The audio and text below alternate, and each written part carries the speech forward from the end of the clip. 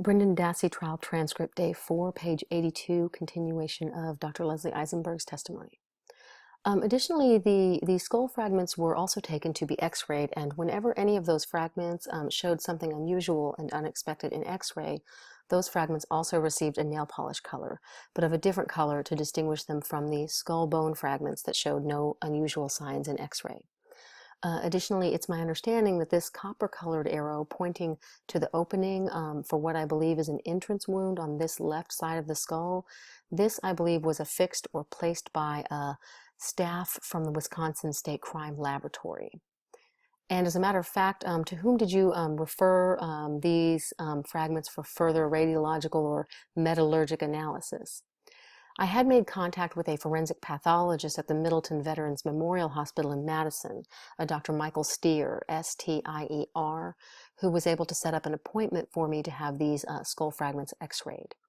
All right, and after they were x-rayed, did you have anyone else at the Wisconsin Crime Lab further examine them? Yes, sir. It was my recommendation that these fragments that showed unusual signatures, if you will, in x-ray, it was my recommendation that those signatures be examined for the presence of any non-natural element or object other than what we would all expect to see associated with human bone. All right, and were they subsequently examined by Kenneth Olson from the crime lab? Yes, sir, they were. All right, the next photograph, please. This would be Exhibit 192. Yes, sir. And what are we looking at in Exhibit 192, Doctor? This is another one of those burned fragmentary skull bones on which I identified what I believe is another entry from a gunshot.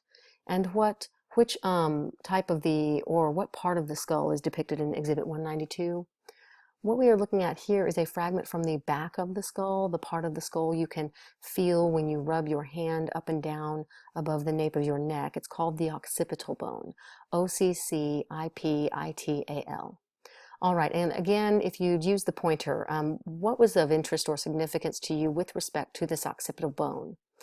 I saw the same bony signature, the same unnatural defect in this fragment from the occipital bone as I did in the previous bone, the parietal bone, from the left side of the skull, where you can see that honeycomb appearance on the inside of the skull.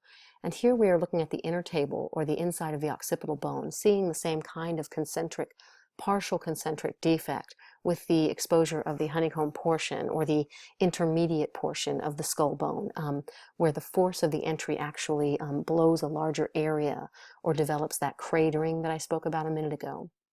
All right, next exhibit, please. Now we've had some discussions regarding the parietal defect. We're showing you now Exhibit 193. Yes, sir. All right, and does this show the relative placement of the parietal bone and the defect that you observed? Yes, sir, it does. What we are looking at is a computer-generated image of a human skeleton, and we are looking at that skeleton you're looking towards the left side of the skeleton. So we are looking at the left side of the skull, and that area identified with the arrow and the purple or lavender color is the parietal bone, and the approximate location of that initial defect that I identified as a gunshot entry wound. All right. The court. Counsel, I'm going to interrupt just for a moment. Are we getting to the close of this, or perhaps it's appropriate to take a break now? Attorney Fallon, well, I was just thinking of that. We have about 15 minutes or so. Do you want to take a break? The court, yeah, I think so. All right, we'll take a 15-minute break. Recess had at 10:31 a.m., reconvened at 10:50 a.m. By Attorney Fallon. All right, doctor, I believe we left off with discussion of the parietal defect. We're going to go to the next exhibit, see what is being projected now as Exhibit 194. Yes, sir. All right, and what is depicted in Exhibit 194? We are looking at the back of a skull, the back of a computer-generated skeleton, and focusing on this time not the parietal bone on the left side of the skull, but the bone at the lower back of the skull called the occipital bone, and in particular the approximate area of the second internally beveled defect. All right, next should be, I believe, Exhibit 138. Is that the next one in line? Yes, sir. Okay, Exhibit 138, do you recognize that? Yes, sir, I do. What is Exhibit 138? We are looking at one of 10 x-rays that was taken on November 17 of 2005 depicting 2 of the left parietal bones, and in particular the fragment that showed the initial unnatural defect and the presence of 4 different radiopaque areas, small particles that are white in color. There's one here, right within the adjacent to this cratering, and again, these are the vessels that tell me that this is the inside of the skull.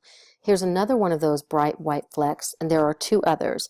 One is right here and one just below it. And these flecks show up as bright white like this because the X-rays cannot penetrate them or pass through them like they can with the remainder of the bone.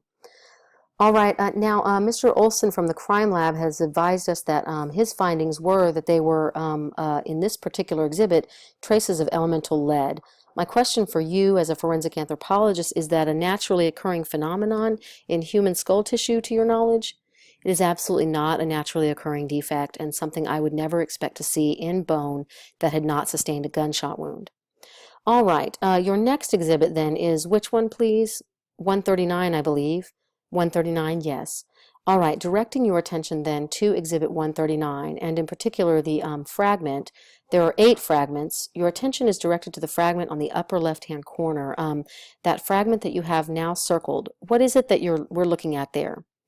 This particular fragment is yet another fragment, that occipital bone fragment, the fragment from the back of the skull that also shows an internally beveled defect.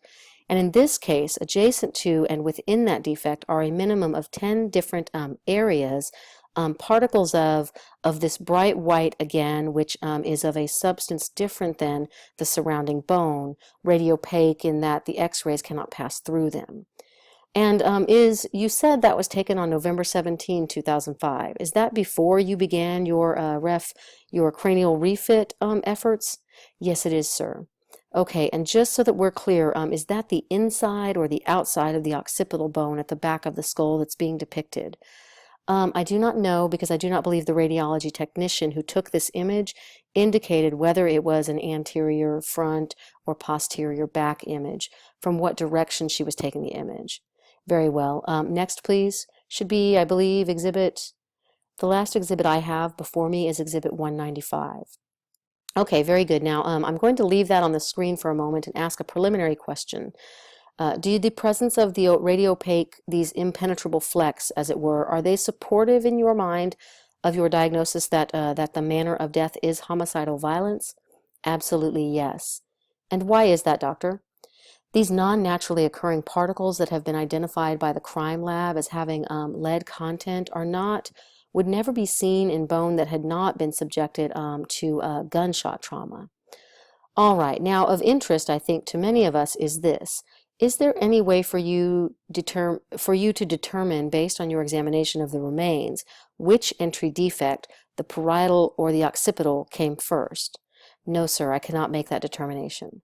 However, you were able to determine whether these defects existed prior to them being subjected to the burning episode or after?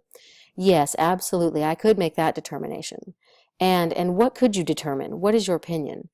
As I examined these fragments, it was clear to me that their edges were similar in color to the burning of the rest of the bone. And what that tells me is that these edges, these fragments, the bone was fragmented with the edges exposed at the time it was exposed to fire. Now, were there other human remains in this case that were examined that were not from the cranial area? Yes, sir. All right, and we have what is depicted on the screen as exhibit number 195. Yes, sir. And first of all, would you be so kind as to explain the phrase postcranial findings? Postcranial simply means anything below the head or the skull. And in terms of your examination of the remains here, what other postcranial remains were identified to you as coming from the burn pit behind Stephen Avery's garage? Virtually every other bone in the body was represented by at least one fragment, and in some cases many more fragments. And what we see depicted here on this graphic are areas of the body from which I was able to identify one or more fragments or entire bones that could be definitely identified as to their origin. For example, the clavicle or collarbone, or the metacarpals, the hand bone, or the vertebrae, parts of the spine. Are all the remains consistent with that of an adult female?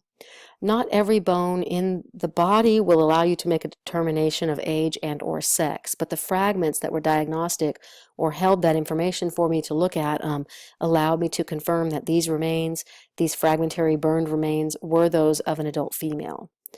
All right, now I just have to ask a few more questions. During the course of your examination, did you find evidence of human remains obtained from an area other than the burn pit behind Stephen Avery's garage? Yes, sir, I did. Tell us about that, please.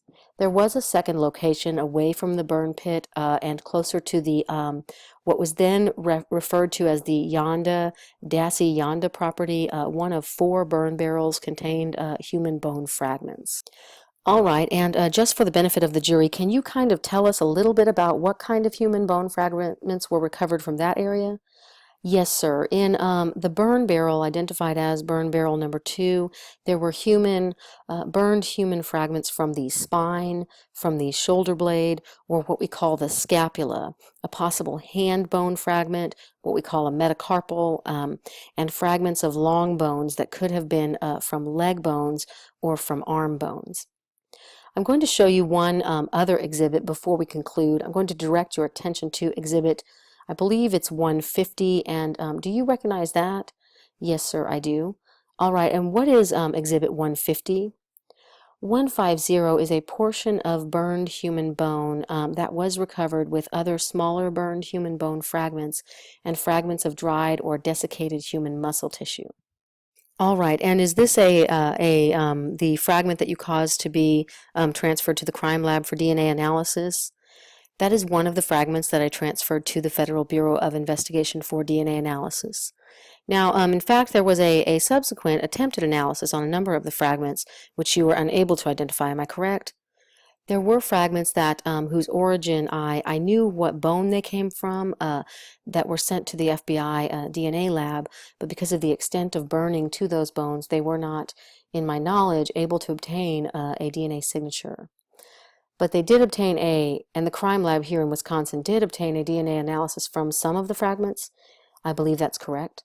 All right, doctor, to conclude, the opinion that the remains were those of an adult female less than 30 years of age, do you hold that opinion to a reasonable degree of scientific certainty? I would qualify that to be consistent with my report to say the remains were those of someone who is younger than 30 to 35 years of age, correct? All right, and the opinion that the internal beveling observed in the left parietal bone is characteristic of a gunshot or bullet entrance wound, do you hold that opinion to a reasonable degree of scientific certainty?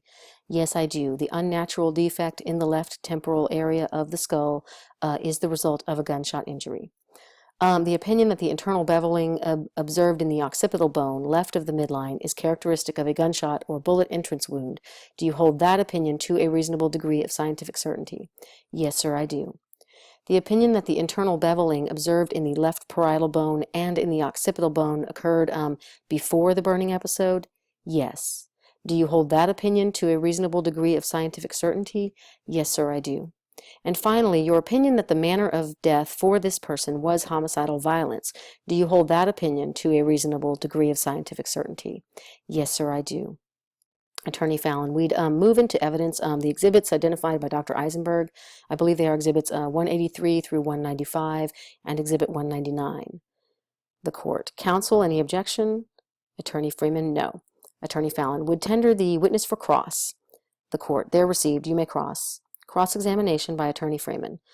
Doctor, I just have a few questions for you. No questions about your qualifications. I wanted to ask you about the box of items that were provided to you, the box of bone fragments. You recall that testimony earlier and the picture of the box that you received to go through? Yes, sir. That was the first of 50 containers that I received to, as you say, go through. It was identified as evidence tag number 8318. That's correct. Okay, now the bones were all as the picture depicted. That would be how you received it? No, at the time I received it, the box was closed and sealed with evidence tape. When you opened it, that's how you observed the bones? Yes, sir. They weren't individually packaged within the box? No, sir. Okay, did you receive any individually packaged bones along with that box? In that box, and as we all saw in that photo, there was a clear plastic bag that contained some items that had been segregated from all of the items that were collected in the box. Now, you indicated that the manner of death was homicidal violence, specifically gunshot, correct? In terms of my determination of manner of death, yes, homicidal violence would be considered the manner of death. There was evidence for 2 discrete gunshot wounds, and the extreme fragmentation and burning of the body was part of the process, in my opinion. In regard specifically to the 2 gunshot wounds, based on beveling and the 2 skull fracture fragments you received,